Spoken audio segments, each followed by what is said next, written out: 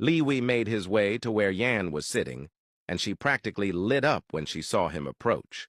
She sat down, her excitement barely contained, smiling as she told him how glad she was that he had made the right decision and chosen her as the fake girlfriend.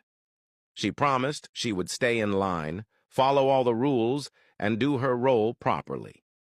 Still smiling, her eyes locked on his, she asked when she would start. Liwei's expression was sharp and unreadable as he slid a file across the table toward her. Yan, curious, leaned forward and asked if it was some kind of contract. She opened it immediately, flipping through the pages with eager eyes. But as she read, the light in her eyes dimmed. Her excitement vanished, replaced by a dark, heavy expression. She looked up at Liwei, her voice trembling as she asked what it all meant. Liwei didn't waver. His eyes were cold and piercing as he told her she could read and understand perfectly well what she was seeing. The file contained detailed evidence of her family's corrupt dealings. He had meticulously gathered every single detail, and now, right in front of her, she could see how easily he could bring her entire family down. Yan's fingers shook slightly as she continued scanning the documents, and her voice wavered when she asked why he was doing this. Leaning in, Liwei's expression grew colder. No one, he said, had the right to threaten him the way she had. Now, the tables had turned.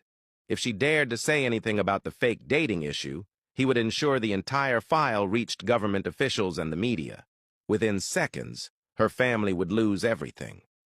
The days of rich girl arrogance were over. She and her family would be reduced to nothing. Yan's hands trembled as she continued flipping through the pages, and she finally looked up at him, her voice heavy with disbelief. She stated that he wasn't the Liwei she had known. The Liwei she remembered wouldn't do something so ruthless. Before she could say more, his icy voice cut her off.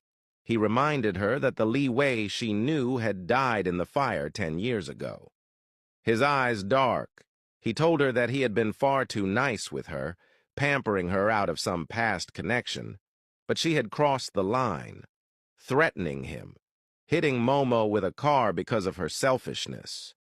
It could have been Amara in that position, and she was lucky it wasn't, because if it had been, she wouldn't have seen the light of day.